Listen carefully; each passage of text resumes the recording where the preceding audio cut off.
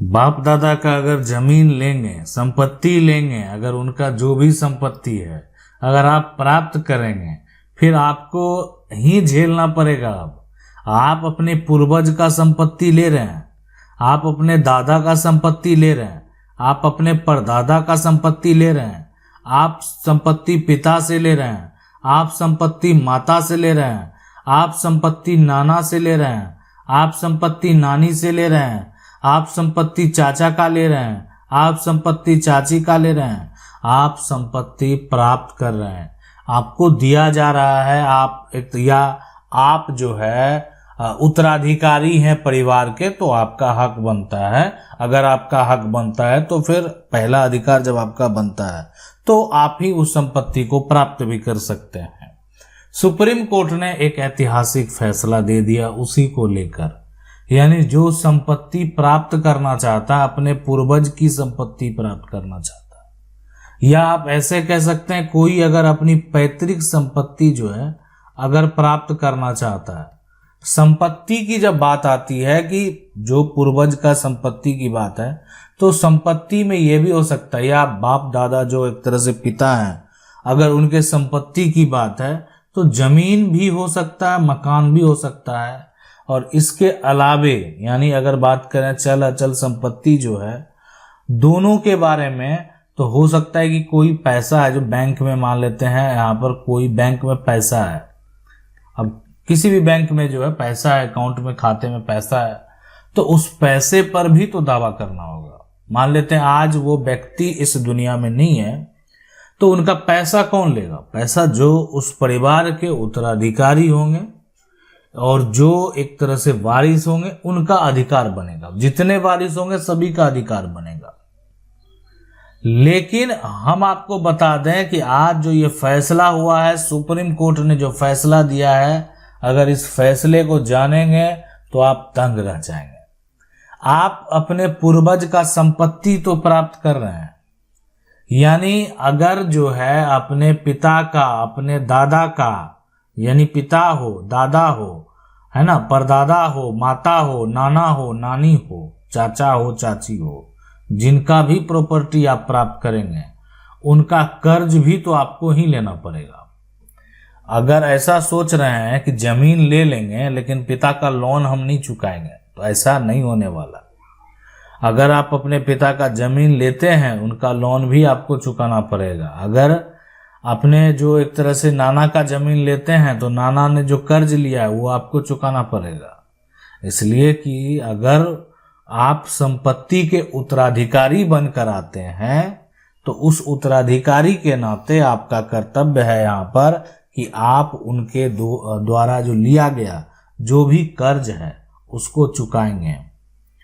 अब है कि आखिर ये जो प्रमाण पत्र है, यानी जो पूर्वज के संपत्ति के लिए जो जरूरी उत्तराधिकार प्रमाण पत्र है, अब कैसे पता चलेगा कि आप उत्तराधिकारी हैं?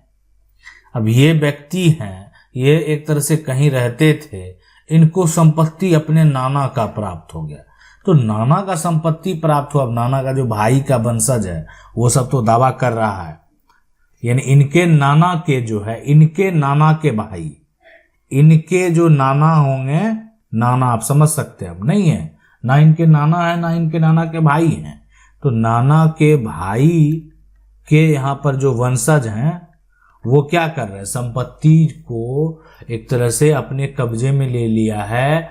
ठीक है, और इनको ये भी कह रहे हैं कि नहीं ठीक है आपकी संपत्ति है, हम देख रेख कर रहे हैं, लेकिन नाम जो है आप समझ सकते हैं, जो इनके नाना है उनका पिता का ही नाम दर्ज है।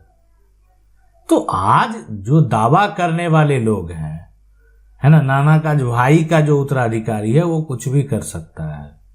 आप कैसे साबित करेंगे कि आप जो है उस परिवार के उत्तराधिकारी हैं? तो उसी को साबित करने के लिए, यानी ये प्रमाण पत्र आपको बनाना है। ये प्रमाण पत्र है उत्तराधिकार प्रमाण पत्र, ठीक है। और ये उत्तराधिकार प्रमाण पत्र कब बनाना है?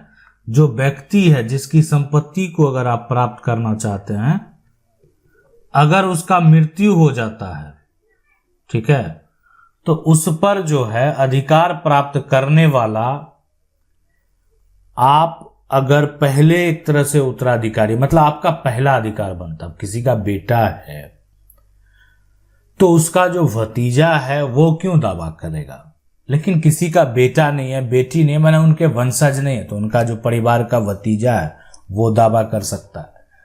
किन्हीं का अगर बेटा है ना, बेटा है और यहां पर जो है कोई भी नहीं है, तो बेटा उस परिवार का उत्तराधिकारी होगा।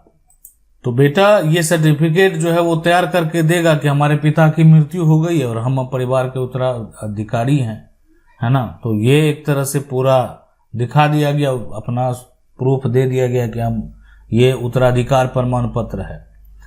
तो अब इसके अलावा मान लेते हैं किसी को बेटा है यहाँ, या बेटा नहीं है, बेटी है, तो वहां पर पहला जो बेटी के जो बच्चे हैं, बेटी का अधिकार बनता है, या बेटी के जो बच्चे हैं वो अपने नाना के संपत्ति पर दावा कर सकता है। जो है उनके भाई का जो एक तरह से एक बेटा है वो दावा नहीं कर सकता। अगर बेटा बेटी कुछ भी नहीं होता तब भाई के संपत्ति भाई का जो एक वंशज है वो दावा कर सकता था। तो इसलिए ये सर्टिफिकेट बनाकर कोई भी जो संपत्ति पर है अपना अधिकार का दावा कर सकता है। तो इसलिए जो इसमें क्या होता है कि देखें, सबसे पहले तो आपको एक मृत्यु प्रमाण पत्र बनाना होगा, ठीक है। उसके बाद जो मृतक का नाम है, पता आप देंगे, और मृतक के परिवार में जो है आप किस प्रकार से हकदार हैं वो भी उस कागजात पर लिखा जाता है। आप मजिस्ट्रेट के पास चाहे या न्यायालय से चाहे तो बनवा सकते हैं इसको। उसके बाद जो आवेदक है उसका हस्ताक्षर होगा, ठीक है, जिसके नाम से उत्तराधिकारी प्रमाण पत्र जारी किया जाएगा। जो उत्तराधिकारी प्रमाण पत्र लेगा उसका सिग्नेचर होगा।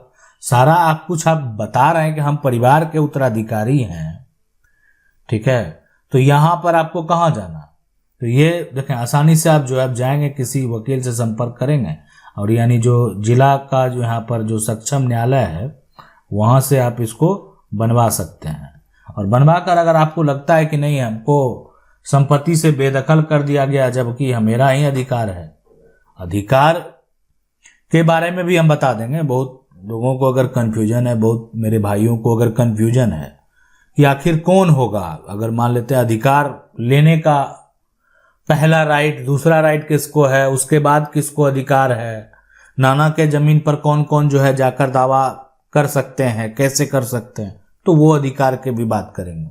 लेकिन अगर आपको लगता है कि नहीं हम इस संपत्ति के हकदार हैं, तो आप इस सर्टिफिकेट को बनाने के बाद जो है अपनी संपत्ति को प्राप्त कर सकते हैं और आपको अपनी संपत्ति प्राप्त करने से कोई भी रोक नहीं पाएगा, इसलिए कि इस पर आपका जो है पहला अधिकार है।